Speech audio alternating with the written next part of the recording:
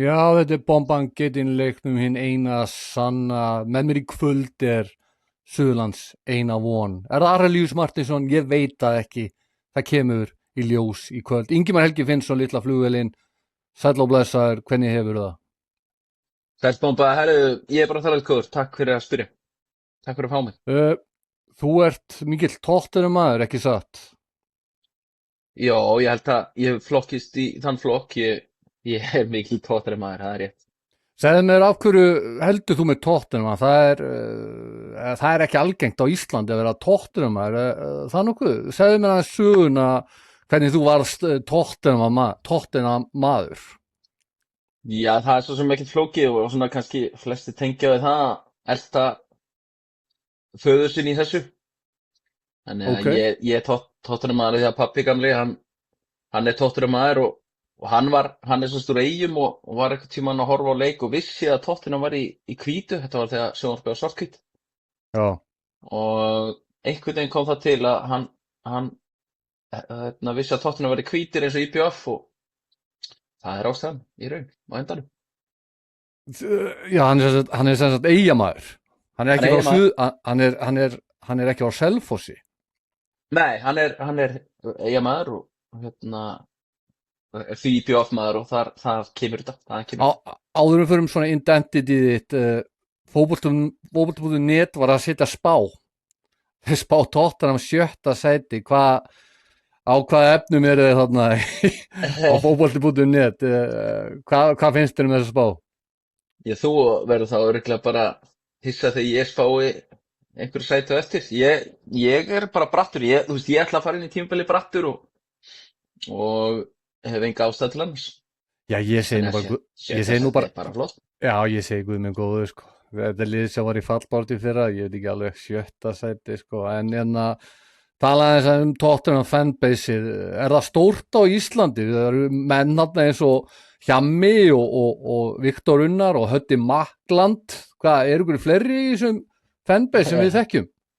Já, þetta er lúmst sko. Jóhann Alfreð, Björn Bragi, Bogi Ágússon, ég held Ok, að Helgi Björns líka stórsöngvari.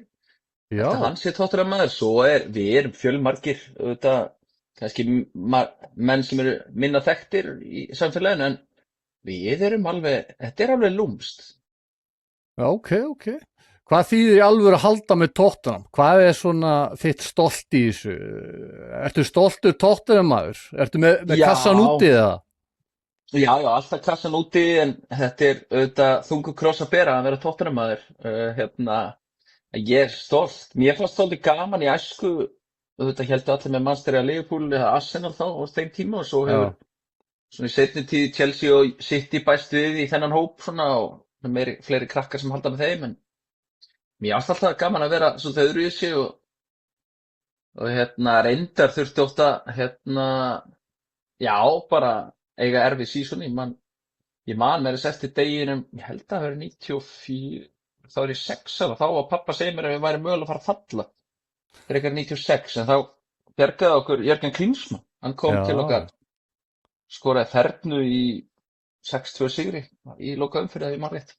Er þetta svona stærsta svona spörsaugnablik sem þú manst eftir eða?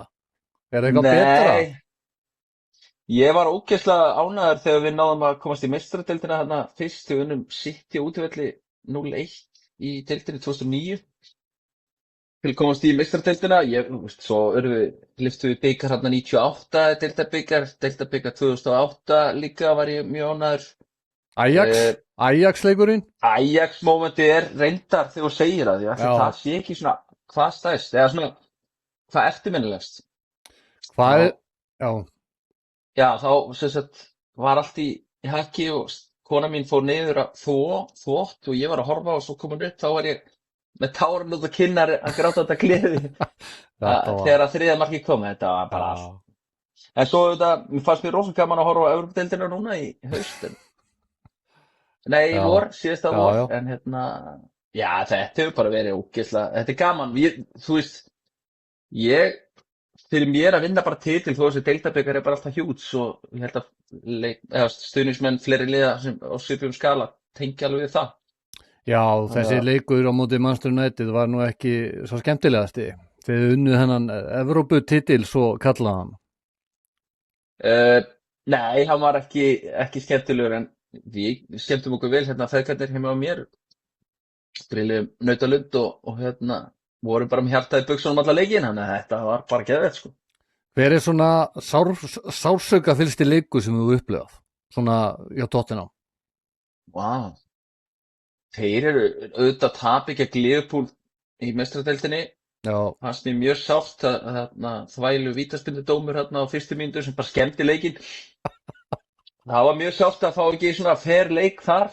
já, Ekki það, ég var nú horfði með nokkrum Liverpoolmönnum og var nú fljótur að jafna mig. Ég man sérstaklega eftir 3-0 tapi á móti Brighton þegar Pochettino og svona, það var allt komið í skrúfuna þar. Örugglega sama season. Þá þurfti ég að fara út í göngutúr og út í rigninguna. já. Það er alveg nokkuð moment sem að hafa verið sár. Herðu, 2008 vinnur ekki Hermann Hreiðarsson FA Cup 2008? Jú, minni það. Portsmouth. Minni það með Portsmouth. Í þeirri keppni voru Portsmouth, Millwall, Tottenham og eitthvað eitt lið í viðbót sem að, og þarna var bara, það átti að vera garantít að Tottenham væri loksins að vinna bikar, en við minnir að við höfum tapað 3-0 á móti Portsmouth í undanúrslitum. Eða Millwall, ég man það bara ekki alveg hvernig það fór. Það var líka sárt. Já, hvaða leikmann hefur svona valdið svona mestu vonbrigðum og hver er svona versta ákvörðun klúbbsins síðustu 10 ár? Ef þú byrjar á leikmannum, hvað svona vonbrigði, þú veist, er það Soldado sem þú nefnt áður í podcastum eða hver er það?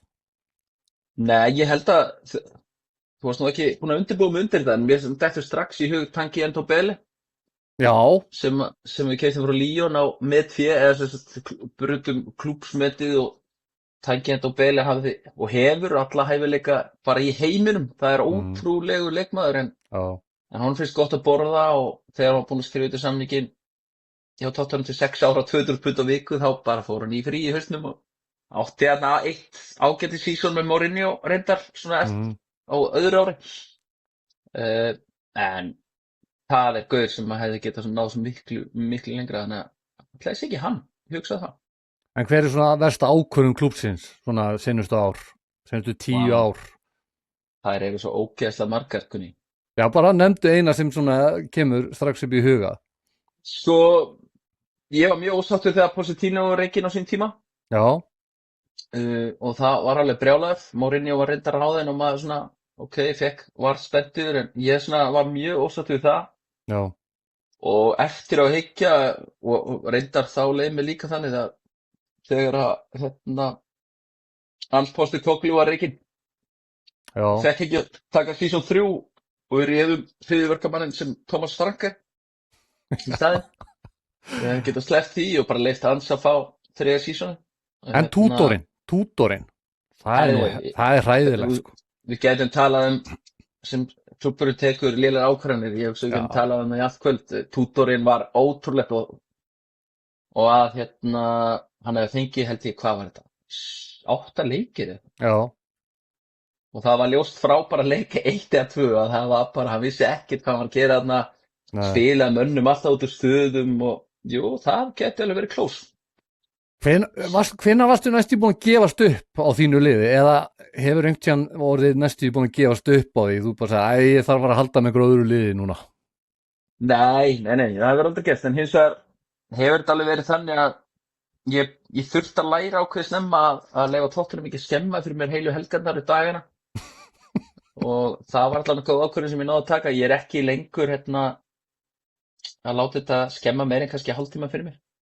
Já, þú ert svona hardcore fan að láta liðið eða ekki verið, þú ert svona Liverpool fan, svona hardcore. Nei, það gerði það á sín tíma svo bara, ég er búin að vera faðir núna í 14 ára eða eitthvað. Þannig að ég þurfti bara að læra hratt að þetta væri ekkert lífið alveg upp á 10 og maður þurfti aðeins að þroskast og það var ekkert mál. En nei, ég horfi líka á svo marga leiki það sem eru vonbrigði og tap í gegnum tíðina að maður þarf að læra það að bara slökka á sjónvarpinu og ganga frá því og fara að gera eitthvað annað. Ef við förum núna bara í vonir og væntingar, hvað er raunhæfasta markmið Spurs á þessu tímabili? Hvað Hvað gerir þér vonur ekki fara að segja eitthvað meistaradeildarsæti en segðu mér, hvað ertu að hugsa? Jú, það er akkurat svarið. Ég hugsa að meistaradeildarsæti væri bara ansi ásættanlegt og mér finnst ég ekki einu sinni vera ruglaður að segja það. Þessi hópur er ótrúlega þykkur og sterkur að á eftir að styrkja upp á topp Já, og það gerist náttúrulega á næstu dögum en það er engin Evrópukeppni og ég held að til Serbi bara viti nákvæmlega hvað hann er að gera. Vona ég allan. þannig að hvað þurfa að gera til að vera titilskeppnishæfir? Ef þú eru að fara að spila að vera í meistarild þá verða þeir þannig einhverjum pakka. Þú veist hvað, Já, eru þið einu frammeirja frá eða hvað? sko, nei, ekkert endilega. Ég sé það ekkert gerast. Ég held að Arsenal hlaupi með þetta mót svona sem Já. stendur. Því miður þá er bara, mér finnst öll hin liðin vera með svo rosalega mikið af spurningamerkjum fyrir ofan. Við getum farið yfir það, City undir Maresca lukkuðu ekki vel á sunnudaginn. Nei, Liverpool með nýjan þjálfara, reyndar þjálfara sem ég hef mikla trú á, en mjög þunnan hóp finnst mér. já, Þeir þurfa að versla vel undir lokin og þú veist öll sæningi frá það síðasta tímabili eru eins og Ísak og fleiri. Hugo Ekitike var reynda góður en hann er meiddur núna alveg fram í janúar eða eitthvað, þannig að svo finnst mér United líka ekki vera með nógu breiðan hóp til að tækla Evrópu. já, Og þú veist, þú ganga þá súper vel í deildinni og svo erum við manna spurningamerki í Chelsea sem að maður veit aldrei hvað maður fær frá. hver er þetta er Serbi draumastjóriðin? Hefur þú viljað einhvern annan til að rétta við skútunni hann undir lokin? Sko, nei, hann var ekki draumastjóri minn og ég vildi ekki sjá hann ég ætla bara að viðurkenna það, ég er ekki gáfari það, en ég var ekki hrifinn, svo sem vildi ekki fá Igor Tudor, það Nei. kom einhvern veginn algjörlega upp úr eins og þrjumar heiskri lofti, Mhm. en til Serbi vildi ég ekki fá því að ég var algjörlega æstur í það að fá Pochettino í sumar eftir HM, Já, en úr því sem komið þá líst mér heldur vel á það sem er í gangi og hann náði að gera vel í fyrra á stuttum tíma, samdi líka vel, hann stjórnar eiginlega öllu, hann er bara gamli góði managerinn og hann er bara með svona Ferguson-völd ok, í klubnum. hann ræður hver þið kaupaðu það? Já, hann gerir það og þetta í samvinnu við aðra, en hann hefur völdin, þú veist, við höfum séð það bara síðustu ár að, þú veist, Antonio Conte fekk Jet Spence á sín tíma, þvert gegn sínu vilja og talaði bara þannig á blaðamannafundi Já, já, til að mynda, þá var bara direktor fútból að kaupa hann já, mitt. og hann talaði alltaf að Jet Spence væri club signing en ekki sitt signing og þannig að já, til Serbi bara ræður lögum og lofum, það er helviti mikið tröst sem við erum að setja á hann. Hvert er svona draumakaupið þitt núna undir lokin sem myndi heilla þig, myndi gera þig ánægðan? Svona raunhæft. Já, sko raunhæft er Savinio frá City. Og ég held hann komi á endanum, það er búið að vera svona líka í loftinu í allt sumar. Hann er líka verið að hinta því á samfélagsmiðlum og öllu þessu og hann átti náttúrulega fáralega gott tímabil hjá Girona áður en hann kom til City og hefur aðeins svona verið náttúrulega mikið á bekknum og leit mjög vel út þetta fyrsta tímabili, svo átti hann ekki gott tímabil fyrra. Ég held hann að bara verið svona fastur inn í einhverju skel, í einhverju kerfi, systemi hjá Pep og ég með bara ef þú skoðar stats og myndefni og svoleiðis frá fyrsta tímabilinu eins og Girona þá er alveg hörkuleikmaður hana sem þarf bara held ég nýtt umhverfi og ég held að það væri bara draumur. Já, það er bara sjálfstraust. Já, og bara, einmitt, ég held, þú veist, maður hefur séð svona kantmenni og City, þeir eru oft alveg lengst út á kanti og eru bara að fá hann upp og senda hann tilbaka í hálfsæðin og þannig ég held að hann væri helviti flott sæning.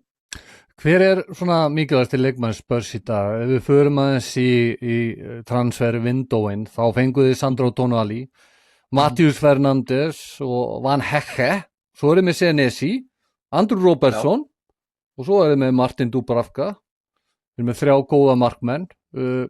eitthvað þessu sem er að svona að fara að breyta þessu? Tonali, frábær leikmaður, Matthews Fernandes, Já, hvað býstu við á honum? miklu. Mér er ég var mjög hrifinn af honum hjá Southampton á sínum tíma. Hann Já, er bara ungur, hann er bara 21 árs. Hefur reynda fallið tvisvar og það er kannski ekki góða tíð. nei, En hann er hörku leikmaður og ég er eiginlega meira spenntur fyrir honum en Tonali. En svo eins og Tonali er búinn að spila í æfingaleikjunum sem ég er reyndar ekki búinn að horfa mikið á, þá á hann víst að vera búinn að vera stórkostlegur.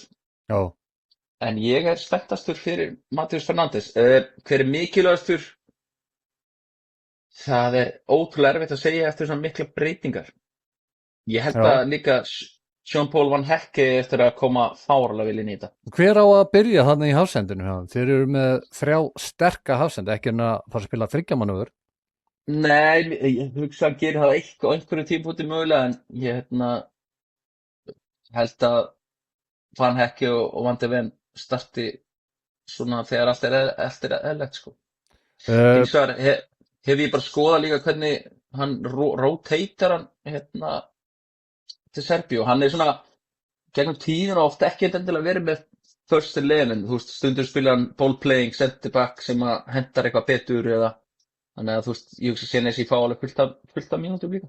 Hvernig spilar De Serbi? Hvernig túlkað þú það? Þú veist, hvernig ég man ekki alveg hvernig hann spilaði hana hjá Brighton, spilaði hann ekki Brighton? sópa sína?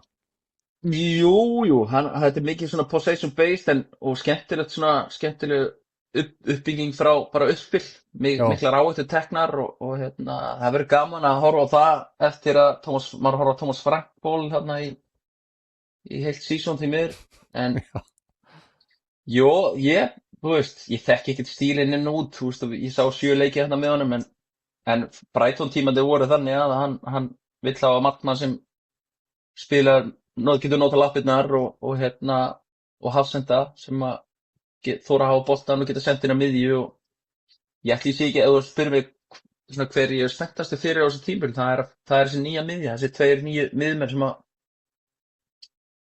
að eru komnir inn og maður er búinn að vera ansið þreyttur á miðjunni sinni í síðustu ár. Já. Ég held að þetta veri mjög frískandi að horfa á svona menn spila fótbolta fyrir sitt lið. Já, svo náttúrulega Andrew Robertson, heldur hann sé að fara í sína gömmu takta? Heldur hann verið mikilvægur fyrir liðið? Það sem ég hef séð undirbúrstímið, þá er hann bara litið nokkuð vel út. Ég hafði svona ágjör að við værum að sækja hann, en ef við getum, þú veist, hvílt hann líkin á milli þegar þarf og látið Destiny Udogie spila líka eitthvað, þá held ég alveg að hann geti nýst okkur. Bæði reynsla og bara maður hefur heyrt að hann sé algjör snillingur í klefa og allt þetta, þú veist, maður séð öll þessi Liverpool-vídeó og allt þetta og ég þá hann frí bara nokkuð sáttu við það ákvörðun. En sérðu ekki svolítið eftir Luka Vuskovic? Út á hverju helduð ekki í hann? Hann var frábær á HM. Já, er það. Mér varst það nú að eiga bara, hann spilaði þarna á móti Englandi, átti svona skrítið leik, ágætist moment og líka vond moment. Ekki það, þú veist, ég held að þessi leikmaður muni alveg ná langt, en hann bara stillti Tottenhamönnum svolítið upp í vegg að vildi ekki fara á annað lán Já, og bara þær tók víst fyrir það og De Serbi gat ekki lofa hann mínútum og horfði á hann æfa á allt þetta og þannig að það var bara að gera kassinn. Við keyptum hann á, ég man ekki, 8 milljónir punda eða 12 eða hvernig það var. Hann hefur ekki spilað einn alvöru leik með Tottenham og selja hann á 50 eitthvað. Það er bara það er helviti vel fínasti gert. business og þetta er líka það sem er nýtt í eftir að Daniel Levy fór. Það er, maður sér það, bara svona öðruvísi hegðun á félagsskiptamarkaðnum. Við sáum Brennan Johnson og seldu 1. janúar til Crystal Palace á 35 milljónir punda. Já, ok. 1. janúar síðastliðinn. Já. Það hefði aldrei gerst undir Daniel Levy og einmitt að selja Vuskovic, hann hefði reynt að kreista eitthvað meira og það hefði klúðrast og þannig ég er svona, ég held að Tottenham muni ekki til að sjá eftir þessu en ég vona Luka eigi eftir að springa út samt sem. Segðu með Kristján Rómer og elskar hann eða hatar hann, þú veist, hann er farin frá þér. Atletico Madrid, hann kom sér svolítið undan félaginu, fyrirliði liðsins, lítur ekki vel út. Nei, þetta síðasta sísón kannski svona kasta smá skugga en ég er hrikalega mikill aðdáandi og hef oft þurft að verja þegar aðri Tottenham-menn er að væla í mér með hann. Ég er huge fan. En og hvað þetta hefur, hvað segir ég? En hvað með Jet Spence, ef við förum aðeins út í hann, hann var frábær með Englandi á heimsmeistarmótinu, hefði ekki getað notað hann? Jó, það er salan sem ég hvað svektastur yfir, allt í lagi með Romero og Luka, en ég var mjög svekktur að Jet Spence hafi verið seldur og það stafar víst bara af því að Rodrigo Di Serbi finnst hann ekki, Roberto Di Serbi, er bara ekki hrifinn á hann. Já, hvernig þá? Ég skil það ekki alveg. Hann er góður Nei, varnarlega og sóknarlega. aðalega varnarlega, og svona á inni sóknarlega að mínum mati, en já, það komir óvart, hann átti 4 ár eftir að samningi en svona er þessi bransi. Ég er samt sem áður ánægður að hann var seldur utan landstæðina. Hann var orðaður leikið vel við Liverpool í smástund. Ég var einhvern veginn ekki hrifinn af því að sjá hann blómstra þar. En nú getur maður haldið með honum í Inter. Hvað gefur þessum leikmannaglugga í einhvern? Ansi góða einhvern myndi ég halda. Þetta hefur verið bara hrikalega gott hingað til. Nú, það er búið að laga vörnina að mínum mati. Já, Miðjuna er vissulega búið að laga og þá er bara sóknin eftir og ég held að komi allan á 2, kannski 3, það fyrir eftir ef einhverju fara, en 2 koma alveg pottitt. hver verður svona ofmetnasti leikmaður hjá stuðningsmönnum og hver verður svona vannmetnasti leikmaðurinn á þessu tímabili? Vá, Þú veist, ég bara ætla að fá, svona fyrir tímabili, ok, þessi mun springa út og já, hver verður sem bara fyrir yfir væntingarnar. svo sem svona núverandi áður en ekki að þessum nýju leikmennum, svo sem var hjá okkur í fyrra, ég er mjög, þú veist, þetta verður örugglega dregið upp einhvern tímann og spila fyrir mig, en Matthijs Tel Já, er leikmaður sem ég tel að geti sprungið út. ok. Hann á það inni. Mér finnst það og hann hefur spilað vel á undirbúrstímabili og það er hellingur hann. Hann hefur kannski ekki sýnt það alltaf en hann var einn af leikmönnum til að mynda undir lokin þegar við vorum að berast við falli sem að fór ekki felur Ok. og reyndi allt sem að gat og ég er svolítið fan. Ég held að hann hefur verið ótrúlega pirrandi oft á tíðum en ég held að hann eigi inni nokkur skref og ég held að hann geti tekið 1-2 núna á þessu tímabili. Hver er svona fan favorite hjá Tottenham? Þú veist, hver er svona vinsalesti leikmann hjá Tottenham? Núna, Já, bara þú veist svona yfir höfuð. Það sem hlustendur viti ekki, þú veist, hver er svona vinsalesti já, leikmaðurinn? þangað til seint á síðastari hefði ég sagt mikið vandi venn. Já, Ég held það. Mattisson er líka helviti hátt skrifaður já, áður en að hann náttúrulega steigt crossfield og hann samt svona er hrikalega flottur svona fyrir félagið út af við og bæði utan og innan vallar. Þannig ég held að þeir tveir, þú veist, auðvitað var það Son á endanum áður en hann já. fór í fyrra. En já, ég myndi nefna þessa 3 svona sem þetta er í hug. Og kannski seinni líka Pedro Porro geti líka verið ansi vinsæll. Hvernig, þú veist, klúbbstefnan, þú veist, eigendur og klúbbmenningin, þú veist, hvernig er hún í dag? Þú veist, hvernig er menningin innan klúbbsins varandi eigendur og svona? Hún var ekki góð, en hvernig er hún í dag? Og það hefur gerst rosalega mikið á bara síðastliðnum 2 árum í eignarhaldinu á Tottenham. Já, Þetta er í rauninni þannig að Tottenham er í eigu Enig sem er bara fjárfestingafélag og langstærstan hluta á Joe Lewis sem er bara held ég nýræður gamall maður sem hefur engan áhuga á fótbolta. já, Hann elskar að safna listaverkum og á listaverk fyrir einhverja billjónir dollara. Milljarða dollara á íslensku en svo var það Danny Levy sem á líka í Enig 29 eða 31%, ég man ekki alveg hvort það er. Hann já, sem var rekinn núna ok, auðvitað í vetur eins og frægt er orðið. Joe Lewis er líka búinn að afsala sér völdum á hins vegar fyrirtæki en við erum tekin börn Joe Lewis sem hafa víst meiri áhuga á fótbolta og vilja vinna og fara að breyta félaginu og við erum kannski bara að sjá það núna. ok. Þannig að það er búið að gerast alveg ótrúlega margt og þú veist þetta er svona fyrsti glugginn sem maður er að sjá að það eru einhver gjörðir á bakvið orðin og vonandi heldur þetta bara áfram að þeir séu ekki að ljúga neinu. Það er til nóg af peningum bæði hjá þessu fyrirtæki og klúbburinn hefur náttúrulega verið ótrúlega vel rekinn síðustu ár. Þrátt fyrir að við vorum náttúrulega að byggja völl og allt þetta, en þá gerum við það á frábæru tíma. Og ég held að við munum sjá Tottenham gera sér svona, það hafa allir verið svolítið hissa núna hvernig við höfum eytt peningum. Sandro Tonali og Matthäus kostuðu mikið. En ef það er eitthvað marka orð og gjörðir nýju eigendana innan gæsalappa, þá held ég að þetta gæti orðið nokkuð reglulegt. Hver verður markahæstu leikmaður á tímabilinu? Bara örsnögt. Eitt nafn strax. Sko, þetta er erfið spurning. Ég veit að þetta er ekki, ég átti að svara hratt, en ég hef ekki trú að veri svo langi, því hann er alltaf meiddur. Richarlison gæti farið og er líka stundum óþolandi leikmaður. Þannig ég ætla að segja að markahæsti leikmaður Tottenham á tímabilinu sé ekki eins og í Tottenham í dag. Ok. Hver verður besti leikmaðurinn? Ég held að það verði Sandro Tonali. Hver mun koma óvart? Matthijs Tel. Förum svona til að enda þetta, förum við þitt besta Tottenham-lið. Hver er í markinu? Bara of all time, frá því ég fór að fylgjast með. Já. Sko, þetta var erfitt. Ég ákvað að hafa svona besta og það sem mig langaði inn á milli líka. En ég ætla að fá að setja World Cup winner 2018 Hugo Lloris í markið. Hver er vinstri bakvörður? Þarna svindla ég aðeins til þess að koma fyrir og öðrum fyrir. Gareth Bale. Gareth Bale, ok. Hafsendar? Ledley King og Jan Vertonghen eru saman þar. Já, geggjað. Hægri bak? Kyle Walker. Herðu, þetta er frábær.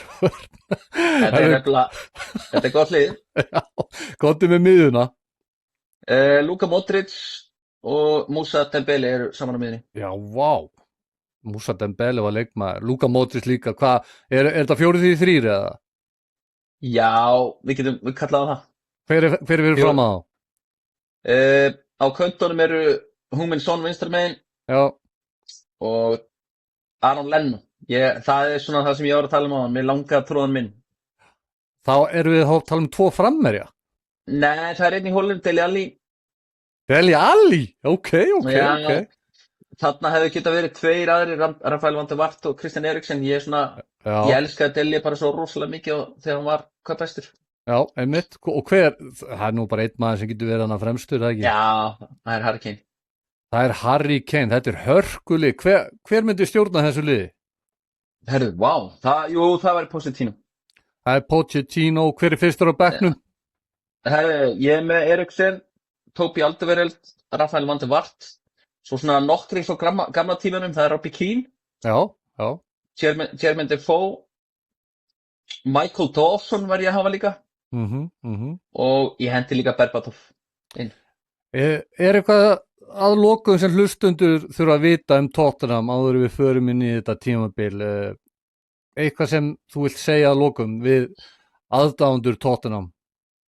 Nei, ég ætla hins vegar að segja það. Margir svona halda að það sé ekki hægt að stökkva á 17. sæti og upp í meistaradeildarsæti á einu tímabili. Það er vissulega hægt og það hefur verið gert áður. Og ég held að það verði gert í ár. Ingimar, ég vil bara þakka að taka þér tíma að vera með mér hérna í kvöld og ég held, ef þú spyrir mig hvað Tottenham endar, besta lagi 7. sæti, besta lagi. Já, það væri bæting, en ég ætla að stefna herra. Já, ég held þetta að vera svona upp og niður tímabil hjá okkur. Það getur vel verið og þú veist, ennþá eftir að taka De Zerbi alveg 100% inn, ég er svona, hann er on the fence hjá mér. Ekki það, hann gerir fárlega vel í fyrra og hefur fengið góða leikmenn og svo ekki gleyma því að leikmenn eins og James Maddison, Mohamed Kudus og Dejan Kulusevski er allir að koma inn núna eftir beisin. Þetta er hörkulið, Ingimar, litla flugvelin, takk fyrir að með mér, takk fyrir að hlusta góðu hlustundur og takk fyrir að þú ert kóngurinn, verið blessuð.